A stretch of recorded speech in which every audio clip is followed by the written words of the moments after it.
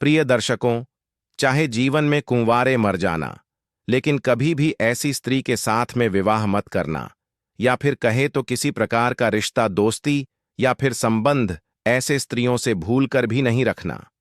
प्रिय दर्शकों, आज आप जीवन की एक ऐसी सच्ची कहानी से रूबरू होने वाले हो जिससे आपको अपने आसपास के स्त्रियों के बारे में ऐसी राज पता चलेगी जिसे सुनकर आपका रूह कांप जाएगा।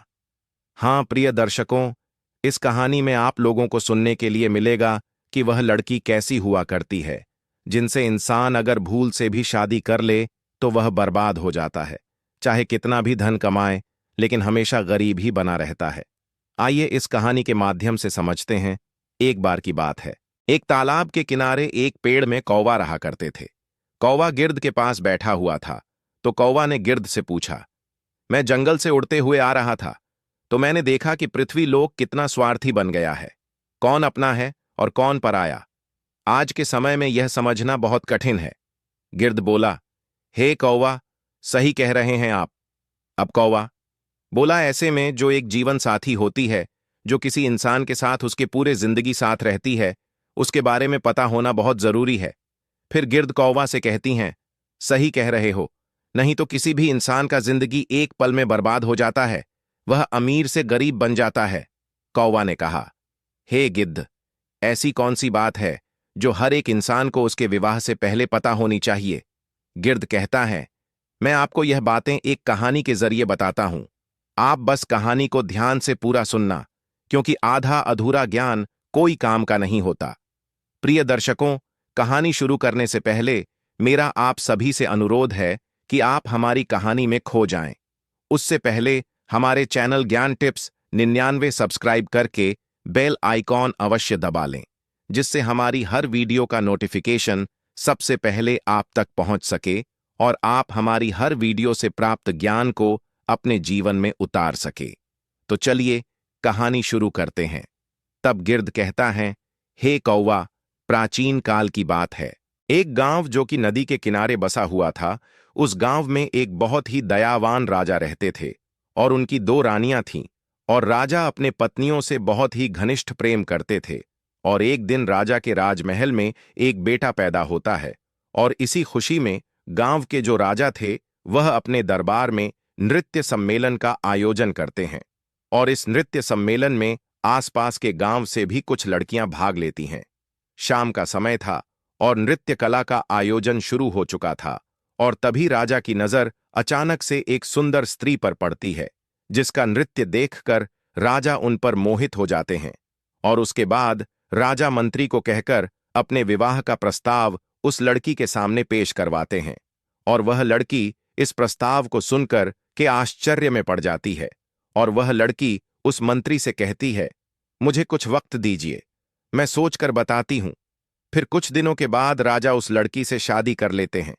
फिर कुछ सालों के बाद छोटी वाली रानी के 2 पुत्र होते हैं। कुछ समय के बाद उनके तीनों बेटे बड़े हो गए, लेकिन प्रिय दर्शकों, दूसरे वाले रानी का एक भी पुत्र नहीं था, क्योंकि उनके नसीब में कोई संतान प्राप्ति नहीं था। और प्रिय दर्शकों, आप लोग जानते ही हैं कि राजा महाराजाओं को यह शौक हुआ करता था जंगल में शिकार का खेल खेलने का। तो जो राजा के 3 बेटे थे, उनमें से सबसे बड़ा बेटा एक दिन अपने घोड़े पर सवार होकर के जंगल में शिकार करने के लिए गया, और जंगल में शिकार खेलते खेलते पूरा दिन बीत गया, परंतु उसके हाथों से एक हिरण का वध तक नहीं हुआ। उसने एक भी हिरण को नहीं मार पाया। लेकिन तभी अचानक से सामने एक बहुत ही घने जंगल में से एक पागल इंसान निकल करके आया। वह बहुत ही अजीब सा फटा छेटा कपड़ा पहना हुआ था, और उसका व्यवहार भी थोड़ा अजीब सा था। साथ ही खाने के तलाश में इधर उधर भटक रहा था, और कंधे पर तोता बैठा हुआ था। उस इंसान और तोते के बीच में बहुत ही गहरी दोस्ती थी। प्रिय दर्शकों, फिर वो राजकुमार जो कि शिकार करने आए हुए थे, वो उस पागल व्यक्ति के पास जाते हैं और पूछते हैं कि आप कौन हो, तुम यहां जंगल में क्यों भटक रहे हो। लेकिन प्रिय दर्शकों, वह पागल व्यक्ति कुछ नहीं बोलता, और उसे बहुत ही तेज की भूख लगी होती है, क्योंकि वह पागल व्यक्ति खाने की तलाश में था। इतने में ही राजकुमार अपने थैले में से कुछ लड्डू निकाल करके उस पागल व्यक्ति को देते हैं, और भूखा व्यक्ति लड्डू को देखते ही लपक लपक कर खाने लगा। इतने में ही राजकुमार उस पागल व्यक्ति से पूछते हैं कि आखिर कौन हो आप और इस घने जंगलों में अकेले क्यों भटक रहे हो? आपका परिवार कहाँ है? यह सुनते ही उस पागल व्यक्ति के हाथ से लड्डू छूटकर जमीन पर गिर जाता है और उस पागल व्यक्ति की आंख भर आती है। वह फूट फूट कर रोने लगता है और यह सब देखकर राजकुमार बहुत हैरानी में पड़ जाते हैं और उस पागल व्यक्ति से पूछते हैं कि आप क्यों रो रहे हो? तभी उस पागल व्यक्ति के कंधे पर जो तोता बैठा हुआ था वह कहता है, मेरे मालिक अपने बेटे के कारण इस स्थिति में जंगल में भटक रहे हैं। फिर राजकुमार कहते हैं कि ऐसा क्या हुआ इनके साथ में? तब तोता कहता है, इनके पास वाले नगर में एक लड़की है जिसका पिता एक राजकुमार है और वह अपनी बेटी की शादी करवाना चाहते हैं। परंतु वह लड़की तो शादी करने के लिए तैयार है, लेकिन उसकी एक शर्त है कि उस इंसान से शादी करना चाहती है उसके प्रश्नों का उत्तर दे सके। इसलिए जो कोई शादी की इच्छा लेकर के उसके पास में जाता है वह उससे एक सवाल पूछती है और अगर कोई व्यक्ति उस सवाल का उत्तर दे देगा उसके साथ में वह विवाह कर लेगी और अगर सवाल का उत्तर नहीं दे पाता है तो उसका शीश कटवा देती है। और इसी चक्कर में इनका एक पुत्र था जो कि उस स्त्री के द्वारा मारा गया और मेरे मालिक यह सदमा बर्दाश्त नहीं कर पाए और अपना मानसिक संतुलन खो दिए और इसी वजह से इनका राज्य भी अब उस स्त्री के कब्जे में है। इतनी बात होते ही वह व्यक्ति वहां से चला जाता है और यह सारी बात सुनकर राजा के दिल और दिमाग में उस राजकुमारी वाली बात बैठ जाती है और वापस शिकार पर से महल की तरफ लौटते समय भी पूरे रास्ते उसी राजकुमारी का ख्याल उस राजकुमार के दिमाग में चल रहा था। राजा जब लौट करके अपने घर आए तो घर आकर के रात्रि में लेट कर आराम तो कर लिया, लेकिन सुबह में भी वही राजकुमारी के ख्यालों में डूबे हुए थे। अब राजा से रहा नहीं गया और वह शीघ्र ही अपना घोड़ा उठाते हैं और उस राजकुमारी के महल की तरफ चल देते हैं। और तभी राजकुमार के माता पिता उनसे पूछते हैं कि बेटा कहाँ जा रहे हो? तब राजकुमार कहता है कि हमारे बगल वाले राज्य में एक राजकुमारी रहती है और वह विवाह करना चाहती है, परंतु उस राजकुमारी का यह कहना है कि उसका कोई प्रश्न है कि जो कोई उसके प्रश्न का उत्तर दे देगा वह उसके साथ विवाह कर लेगी और जो नहीं दे पाता उसका सर कटवा देती है। अब तक उसके चक्कर में कई लोग मारे गए हैं और कई राज्यों को वह स्त्री अपने कब्जे में ले रखी है। यह सुनकर राजकुमार के माता पिता ने राजकुमार को बहुत रोकने की कोशिश की, परंतु राजकुमार उनका एक भी नहीं सुना और राजकुमारी के महल की ओर निकल जाते। महल पर पहुंचते ही राजकुमार ने विवाह का प्रस्ताव रखा तो राजकुमारी कहती हैं कि मैं आपसे विवाह करने के लिए तैयार हूं, परंतु आपको मेरे एक प्रश्न का उत्तर देना पड़ेगा, तभी मैं आपसे विवाह कर पाऊंगी और अगर आप मेरे प्रश्नों का उत्तर नहीं दे पाते हैं तो आपका सर कटवा दिया जाएगा। राजकुमार ने इस शर्त को स्वीकार कर लिया और बोला, राजकुमारी पूछिए, आपका क्या प्रश्न है? मैं आपके प्रश्नों का उत्तर देने के लिए तैयार हूं। फिर राजकुमारी अपना वह एक प्रश्न पूछती है जो अभी तक कई लोगों से पूछते आ रहे थे, और जब राजकुमारी ने प्रश्न पूछा तो वह राजकुमार देखता रह गया। जब उत्तर नहीं आया तो राजकुमार का शिष्य कटवा दिया गया। प्रिय दर्शकों, ऐसा कौन सा प्रश्न था जो कि राजकुमारी पूछती थी लेकिन कोई भी इनके प्रश्नों का जवाब नहीं दे पाता था? इसके बारे में आपको आगे वीडियो में जरूर पता चल जाएगा कि राजकुमारी ऐसा क्यों करती थी, क्यों हर वह व्यक्ति जो राजकुमारी से शादी करना चाहता था उससे वही एक सा प्रश्न पूछा करती थी। जब बड़े वाले भाई मारे गए तब बड़े से छोटा दूसरे नंबर के राजा ने विचार किया कि वह राजकुमारी के पास जाएगा और अपने भाई का बदला लेगा, परंतु जैसे ही राजकुमारी उसके सामने आती है तो वह राजकुमार उस राजकुमारी को देखकर उन पर मोहित हो जाते हैं और खुद में सोचते हैं कि यह कितनी सुंदर स्त्री है, काश मैं इनसे विवाह कर पाता। लेकिन फिर राजा राजकुमारी से कहता है, मेरे बड़े भाई कहाँ हैं? तो राजकुमारी कहती है कि मुझे इसके बारे में कुछ नहीं पता। यह सब सुनकर राजकुमार फिर से सोच में पड़ जाते हैं। तब राजकुमारी राजकुमार से कहती हैं, क्या सोच रहे हो? तब राजकुमार कहता है कि आप कितनी सुंदर हो, मैं आपसे विवाह करना चाहता हूं। तो फिर राजकुमारी कहती हैं, मैं आपसे विवाह तो कर लूंगी, लेकिन मेरा एक प्रश्न है, पहले आपको उस प्रश्न का उत्तर देना पड़ेगा। तो राजकुमार कहता है कि ठीक है, आप अपना प्रश्न पूछो। लेकिन दूसरे वाले राजकुमार भी उनके प्रश्नों का उत्तर नहीं दे पाते हैं और उनका भी सर कटवा दिया जाता है। इसी प्रकार उस विवाह के चक्कर में उस राजा के 3 लड़के थे, उनमें से 2 लड़के मारे गए। अब बचा सबसे छोटा वाला, वह भी अपने घोड़े को लेकर राजकुमारी के महल की ओर चल देता है। उनके माता पिता ने उन्हें रोकने की बहुत कोशिश की, लेकिन छोटे वाले भाई चलते हुए कहता है, हम जा रहे हैं उस हत्यारी राजकुमारी से अपने भाइयों का बदला लेने, या तो मैं उस हत्यारिन से बदला लेकर के आऊंगा, अन्यथा आप यह समझ लेना कि आपका कोई बेटा था ही नहीं। उनके माता पिता ने उन्हें बहुत रोकने की कोशिश की, लेकिन वह बदला लेने के चक्कर में चल देता है। रास्ते में जाते जाते उस लड़के ने विचार किया कि जैसे मेरे भाई गए थे, अगर वैसे मैं गया तो मैं भी मारा जाऊंगा, लेकिन जाऊंगा तो जरूर। पर कुछ सोचने समझने के बाद उसने क्या किया कि उस राजकुमारी की महल से थोड़े हटकर एक बगिया थी, उसने अपने घोड़े को वहीं पर छोड़ दिया और उस बगिया के अंदर चला गया, और राजकुमारी वहां पर उस शांत वातावरण में विश्राम करने के लिए आया करती थी। अब उस बगिया में एक सरोवर था और उस सरोवर के किनारे वह राजकुमार एक आम इंसान के वेशभूषा में खड़ा था। जी हां प्रिय दर्शकों, सभी लोग बड़े ध्यान से सुनना, यह बहुत ही अलौकिक कहानी है। प्रिय दर्शकों, राजकुमार सरोवर के किनारे खड़ा था और तब राजकुमारी अपने कुछ सहेलियों के साथ बगिया में आई, और कुछ समय बाद राजकुमारी ने अपनी एक सहेली से कहा कि हमें पानी लाकर दो, हमें बहुत तेज प्यास लगी है। अब उस राजकुमारी की बात को सुनकर उसकी एक सहेली ने हाथ में बर्तन लेकर के उसी सरोवर पर जल लेने के लिए गई, जिस सरोवर पर वह राजकुमार आम इंसान के रूप में पहले से ही खड़ा था। उसने देखा तो उसके रूप को देखकर उन पर मोहित हो गई।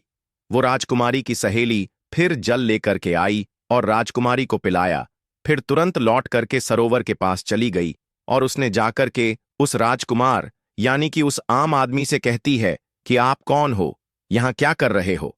मैं आपको देखते ही आपके रूप पर मोहित हो गई हूं और मैं शीघ्र ही आपसे विवाह करना चाहती हूं।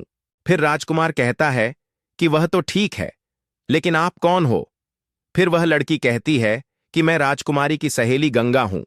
यह सुनकर के राजकुमार उस गंगा के साथ उसके घर चले जाते हैं और गंगा अपने आंगन में चारपाई बिछा करके उस राजकुमार को बैठा दिया और उसके बाद में भोजन करवाया, और फिर कहती है कि आप क्या सोच रहे हो, आप विश्वास करिए, मैं आपको कभी धोखा नहीं दूंगी, क्योंकि मैं तुम्हारे रूप के ऊपर दीवानी हो चुकी हूं, मैं तुमसे प्यार कर बैठी हूं। जब इतनी बात उस राजकुमार ने सुनी तो वह राजकुमार रोने लगता है। राजकुमार के आंखों से आंसू के धारा बहने लगी और कहने लगा, मैं इसीलिए सरोवर में घूम रहा था क्योंकि यह जो तुम्हारी राजकुमारी है इतनी हत्यारी है, जिसने अब तक कई लोगों के सर कटवा दिए हैं, और उन्हीं में हमारे 2 भाई मारे गए, तो मैं अपने भाइयों का बदला लेना चाहता हूं। इसलिए मैं यह जानना चाहता हूं कि यह राजकुमारी कौन सा सवाल पूछती है। तब गंगा कहती है, वह तो हम आपको बता देंगे, लेकिन पहले आप हमसे वादा कीजिए कि आप हमसे शादी करेंगे। तो प्रिय दर्शकों, गंगा ने एक तरफ तो राजकुमार से शादी करने का वादा करवा ली, वहीं दूसरी ओर उसे यह डर भी लगा था कि अगर हम इनको वहां जाने देंगे तो पता नहीं यह वहां से लौट करके आएंगे भी या नहीं। तो फिर राजकुमार गंगा से कहता है कि मैं जरूर तुमसे विवाह करूंगा। लेकिन राजकुमारी से अपने भाइयों का बदला लेने के बाद जब राजकुमार ने गंगा से इतना कहा तो गंगा को राजकुमार के ऊपर विश्वास हो गया।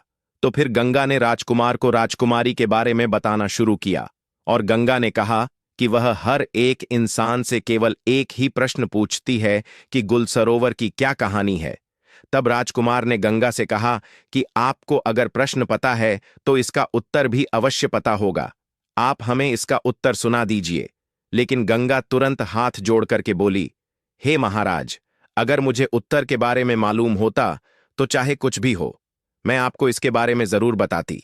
लेकिन गंगा कहती है, राजकुमारी के राज्य में एक साधु रहता है, सिर्फ उन्हीं को यह गुलसरोवर वाली कहानी पता है, और उसने ही राजकुमारी को यह सलाह दी है कि अगर तुमसे कोई शादी करना चाहे तो तुम उससे गुलसरोवर की कहानी के बारे में पूछो। हालांकि यहां तक राजकुमारी को भी इस कहानी के बारे में कुछ भी पता नहीं होता, फिर भी राजकुमारी यह प्रश्न पूछा करती है क्योंकि वह उस साधु से प्रेम करती है। तब राजकुमार ने गंगा से कहा, चलो ठीक है, कोई बात नहीं, तुमने हमारा काम थोड़ा आसान कर दिया। अब हम जाते हैं। पहले गुल और सरोवर की कहानी के बारे में पता करते हैं कि इसकी कहानी क्या है। इसीलिए आप यहीं पर इंतजार करिए और हम वापस लौट करके जरूर आएंगे। तब गंगा बोलती है, महाराज, गुल सरोवर की कहानी कहाँ मिलेंगे आपको? मैं आपको यह बता सकती हूं, लेकिन वहां से जिंदा लौटना नामुमकिन है। वहां से जिंदा नहीं लौट पाओगे। राजा बोले, क्यों नहीं लौट पाएंगे? तब गंगा बोली, रास्ते में बहुत खतरा है, इसलिए आप वहां मत जाइए। इस जिद को छोड़िए। आप अपने भाइयों का बदला नहीं ले पाओगे। आप हमारे साथ विवाह कीजिए और बदला लेने के बारे में भूल जाइए। उस राजकुमार ने कहा, चाहे रास्ते में कितनी भी कठिनाई क्यों ना हो, चाहे संकट कितने भी हो, लेकिन मैं जाऊंगा जरूर और अपने भाइयों का बदला जरूर लूंगा। तो गंगा ने सोचा कि अब हम चाहे इनको कितना भी रोकने की कोशिश करें, लेकिन यह नहीं रुकेंगे। तो फिर गंगा ने खुद एक घोड़ा और एक तलवार राजकुमार के हाथ में दिया और कहा कि यह घोड़ा और यह तलवार तुम्हारे काम जरूर आएगी। इसलिए आप एक काम करना, यहां से ठीक दक्षिण दिशा की तरफ जाओ, और जब आप दक्षिण दिशा की तरफ जाओगे तो आगे आपको गुफा में एक शेर मिलेगा, और उस शेर से आपको डरना नहीं है, क्योंकि वह शेर बूढ़ा हो चुका है, जिस वजह से वह शिकार नहीं कर पाता और बहुत भूखा रहता है। जब आप उसके पास जाओगे तो इस तलवार के मदद से रास्ते में उस शेर के लिए कुछ खाने को जरूर ले जाना, और जब वह शेर गुफा से बाहर आए तब उसके सामने यह खाने की चीज रख देना। वह उसे खा करके तुम्हारी मदद जरूर करेगा। बस इतना ध्यान रखना कि आप जब जंगल में थोड़ा आगे बढ़ोगे तो आप समुद्र के किनारे पहुंच जाओगे, तो वहां से आगे आपको समुद्र के उस पार जाना होगा। और इतना कहकर गंगा राजकुमार को विदा कर देती है और राजकुमार दक्षिण दिशा में जंगल की तरफ निकल जाते हैं। जाते समय गंगा बोलती है, महाराज, भूल मत जाना।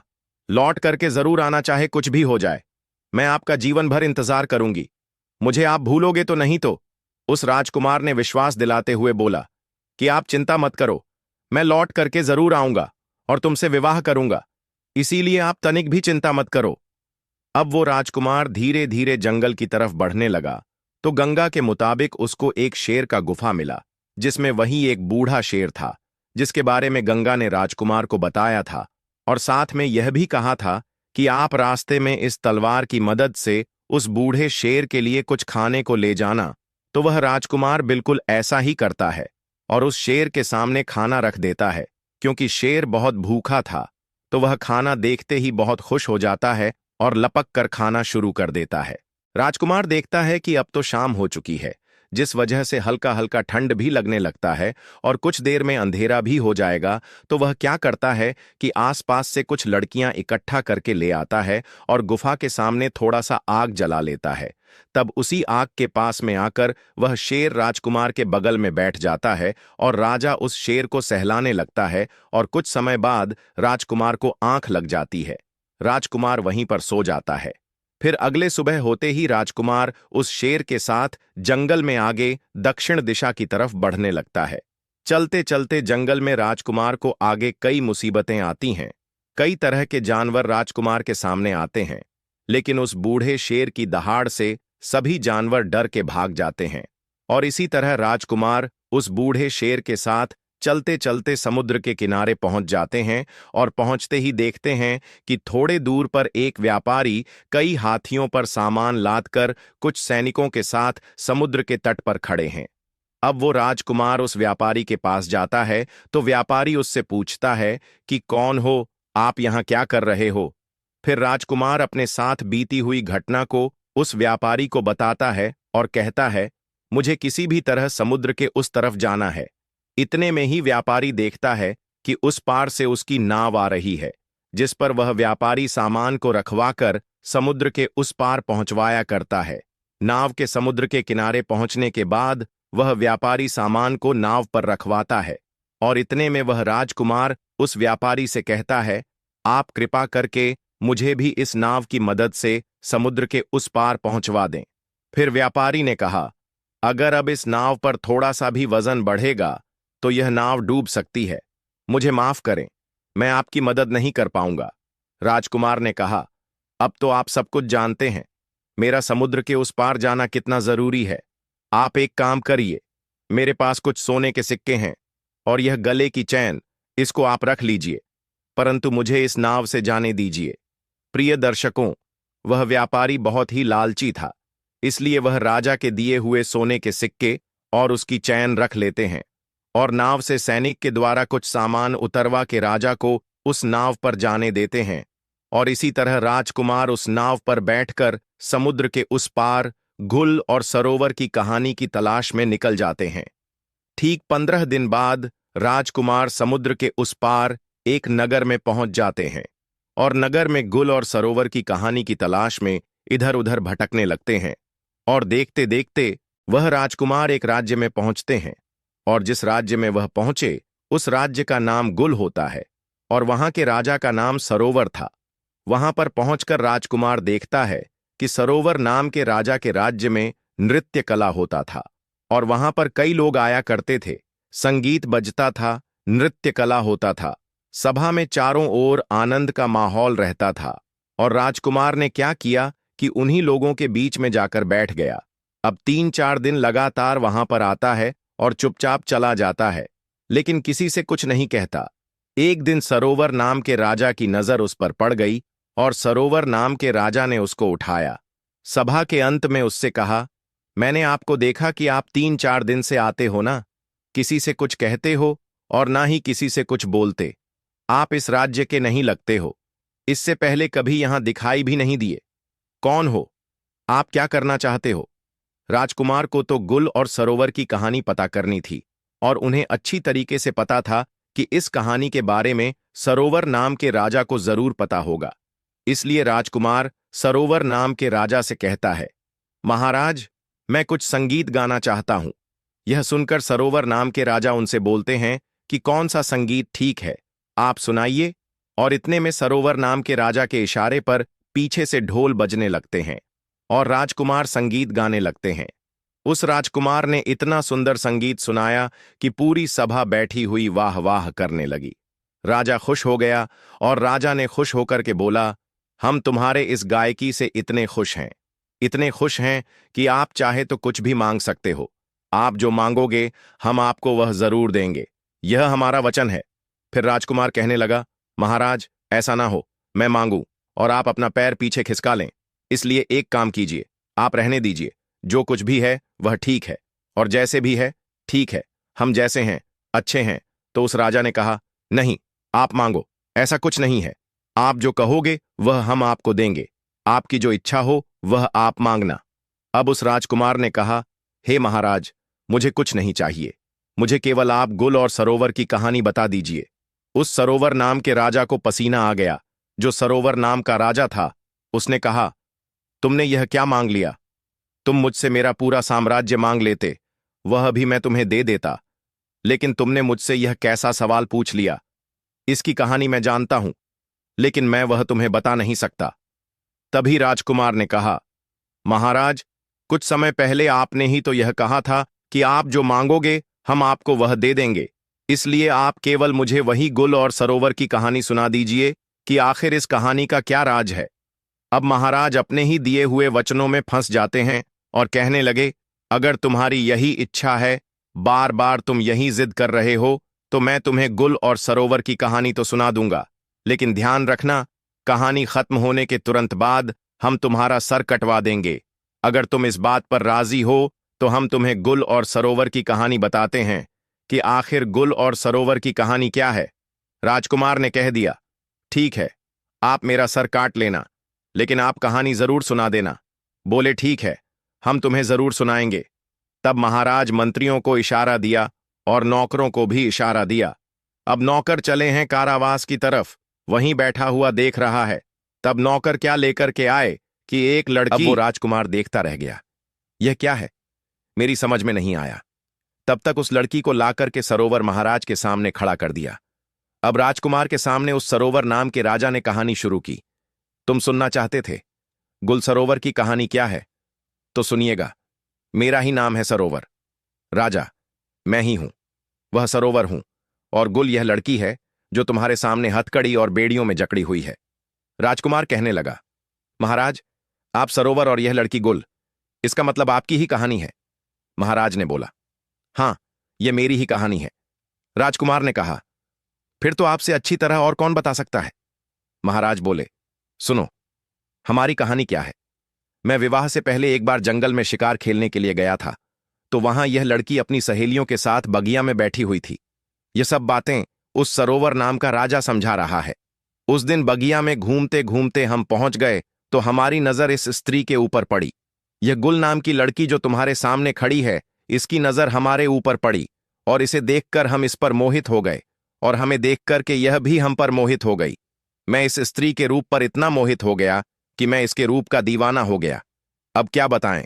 इस लड़की को देखकर हम तो कुछ नहीं बोल पाए, लेकिन इस लड़की ने मुझे अपने पास बुला लिया और कहा, कौन हो आप? कहां से आए हो?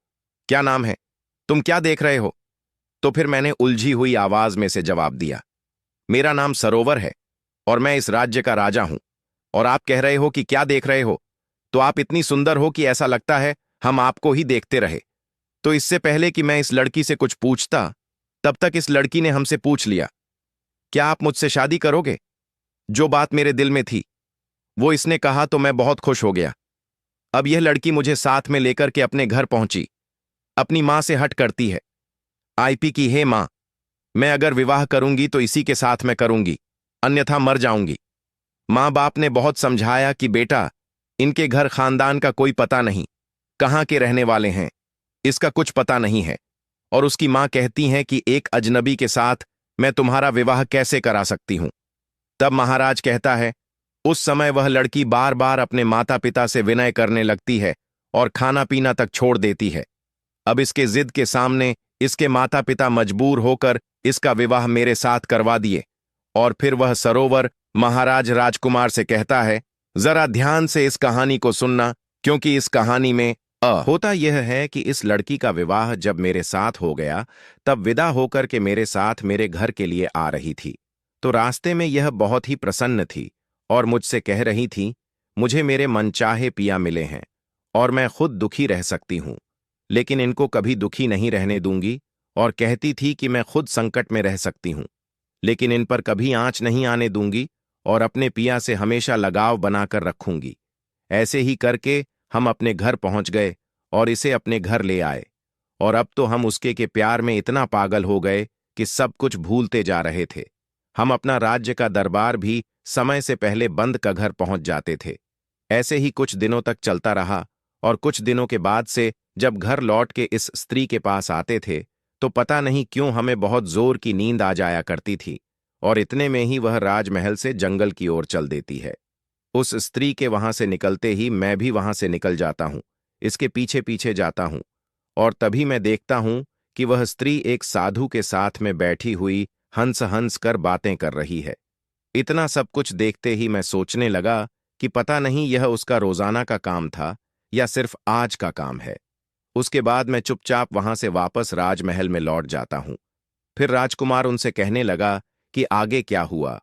तो महाराज ने राजकुमार से कहा, उस दिन मेरा पूरा दिन उसी के बारे में सोचते सचते निकल गया। एवं दूसरा दिन भी संध्या होने चली और यह तो हमेशा यही सोचती रहती थी कि कब शाम होगी। तो फिर इसने खाना बनाया और मुझे दिया, लेकिन उस दिन हमने जानबूझकर खाना नहीं खाया। मैंने निर्णय किया कि आज चाहे कुछ भी हो जाए, लेकिन सोएंगे नहीं। फिर देर रात तक उससे बातें करते रह गए। एवं इतने में उस स्त्री ने कहा कि पिया, अब बहुत ज्यादा रात हो चुकी है, आप सो जाइए। तब मैंने आंखें बंद करके सोने का नाटक किया और तब यह स्त्री उसी साधु के पास चली जाती है। फिर मैं भी उसके पीछे पीछे गया तो मैं देखता हूं कि वह साधु हाथ में डंडा लिए उस स्त्री से बहुत ही गुस्से में कहता है कि आज तुम्हें यहां पर आने में इतना समय क्यों लग गया, कहां थी इतनी देर तक। फिर वह स्त्री हाथ जोड़कर के साधु से क्षमा मांगते हुए कहा, मेरे पिया, आज विलंब से सोए थे, इसलिए मुझे आने में इतनी देर हो गई। फिर स्त्री ने साधु से कहा कि अगली बार से ऐसा कभी नहीं होगा, क्योंकि अगली बार से मैं उसके खाने में जहर देकर के उसे सदा के लिए सुला दूंगी और आपके पास आ जाऊंगी। तभी मैंने उसके मुख से यह बात सुनी तो मुझे बहुत ही तेज पसीना आने लगा और मैं घबरा गया। उसी समय उस साधु की नजर मुझ पर पड़ जाती है और साधु ने उस स्त्री से कहा कि उस पेड़ के पीछे छिप करके मुझे कोई देख रहा है। तो फिर वो जो गुल नाम की लड़की थी, उसकी नजर मेरे ऊपर पड़ी। तभी वह स्त्री ने चिल्लाकर कहा कि यह तो मेरे पिया है, आप उसे मार डालिए। फिर क्या था कि वह दो और मैं अकेला। वह दोनों ने मिलकर मुझ पर आक्रमण किया और मुझे मारने की कोशिश की और हमारे बीच युद्ध छिड़ गया और फिर मैं युद्ध करते करते नीचे गिर गया। उस साधु ने मुझे कसकर दबा लिया कि तभी यह जो स्त्री है, यह स्त्री नहीं बल्कि हत्यारीन है। उसके बाद यह स्त्री ने तलवार लेकर मेरे सीने पर बैठ गई और तभी वह जो साधु था वह वहां से भाग जाता है। फिर मुझे कुछ समझ में नहीं आ रहा था कि मैं क्या करूं, और जैसे ही यह स्त्री मुझे तलवार से मारने वाली ही थी कि इतने में महाराज उस राजकुमार से कहता है कि यह जो कुत्ता तुम सामने देख रहे हो, उस वक्त यह कुत्ता आता है और रानी पर काबू करके मेरी जान बचा लेता है।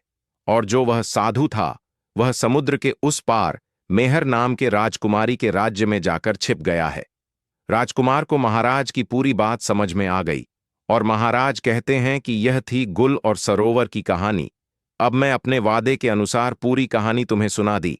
अब तुम इस वादे के अनुसार अपना सर कटवाओ। इतने में राजकुमार ने कहा कि महाराज, आप मेरा सर काट लीजिएगा, लेकिन उससे पहले मुझे यह बता दीजिए कि उस रानी ने उस साधु को अपने राज्य में क्यों छिपने दिया, अब तक क्यों छिपा करके रखा है।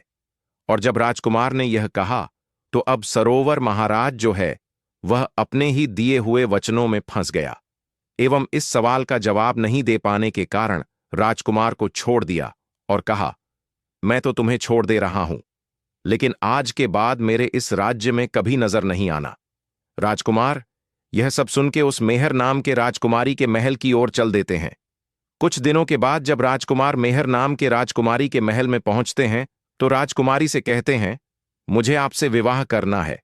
फिर मेहर कहती है, आपको पहले मेरे एक प्रश्न का जवाब देना पड़ेगा, तभी मैं आपसे विवाह करूंगी, और अगर आप जवाब नहीं दे पाते हैं तो आपका सर कटवा दिया जाएगा। प्रिय दर्शकों, अब राजकुमार को तो पहले से ही पता था कि राजकुमारी क्या प्रश्न करने वाली है, इसीलिए राजकुमार ने शर्त स्वीकार कर लिया और कहा, हां पूछो, क्या प्रश्न है तुम्हारा? मैं तुम्हारे प्रश्नों का उत्तर देने के लिए तैयार हूं, लेकिन तुम शायद इस कहानी को सुनने के बाद अपने क्रोध पर काबू नहीं कर पाओगे। अब राजकुमारी सोचती है कि आखिर ऐसा क्या है इस कहानी में जिसे सुनकर मैं क्रोधित हो जाऊंगी। राजकुमारी इस बात पर ध्यान नहीं देते हुए राजकुमार से कहती हैं कि आप कहानी सुनाओ, क्योंकि राजकुमारी उस साधु के प्रेम में अंधी होती है। अब राजकुमार कहानी सुनाता है और जैसे ही कहानी पूरी होती है तो राजकुमारी कहने लगी, ऐसा क्या था इस कहानी में जो मुझे राजकुमारी कहने लगी, ऐसा क्या था इस कहानी में जो मुझे क्रोध आता? राजकुमार बोले, जिस साधु के प्रेम में तुम अंधी हो वह वही गुलसरोवर वाला साधु है जो वहां से भागकर समुद्र के इस पार तुम्हारे पास आकर छिपा हुआ है। अब मेहर को विश्वास नहीं होता और वह तुरंत राजमहल से निकलकर अपने राज्य में उस साधु के यहां पहुंचती है और उस मेहर के साथ पीछे से वह राजकुमार भी जाता है और मेहर उस साधु से पूछती है कि तुम कौन हो। साधु घबरा जाता है और कुछ बोल नहीं पाता। इतने में राजकुमारी समझ जाती है कि यह पक्का वही इंसान है। अब राजकुमारी उस साधु से कहती है, तुम्हारे चक्कर में कई लोगों का सर कटवाया गया, तुम खुद सभी लोगों को जंगल में ले जाकर के सिर कटवाए हो, अब तुम्हें भी सजा मिलेंगी, तुम्हारा भी सर राज्य के सभी लोगों के सामने कटवाया जाएगा। इतने में साधु बोलता है, राजकुमारी मुझे माफ कर दो, मैंने किसी का जान नहीं लिया, वह सभी लोग अभी भी जिंदा हैं। तब वह राजकुमार जो मेहर के साथ आया था उस साधु से पूछता है कि कहाँ हैं सभी लोग, तुम मुझे जल्दी से बताओ। अब वह साधु मेहर और राजकुमार को एक ऐसी जगह पर लेकर जाता है जहां पर वह सभी लोगों को कैद करके रखा था। राजकुमार सभी लोगों को वहां से आजाद कराता है और उनके दोनों बड़े भाई भी मिल जाते हैं और राजकुमारी उस साधु को हमेशा के लिए उसी कैद में बंद कर देती है। तब राजकुमार उस मेहर नाम के राजकुमारी से कहते हैं, आपका बहुत धन्यवाद, आज आपकी वजह से मैं अपने भाइयों से मिल पाया, जहां मुझे लग रहा था कि मेरे दोनों बड़े भाई कब का मर चुके हैं। और इतना बोलने के बाद राजकुमार मेहर नाम के राजकुमारी से कहते हैं, जीवन में कभी भी किसी इंसान को दूसरे पर विश्वास नहीं करना चाहिए जब तक कि आपको उस दूसरे इंसान के बारे में पूरी जानकारी नहीं हो, क्योंकि ज्यादातर इंसान के अंदर खुद के लिए स्वार्थ छुपा होता है।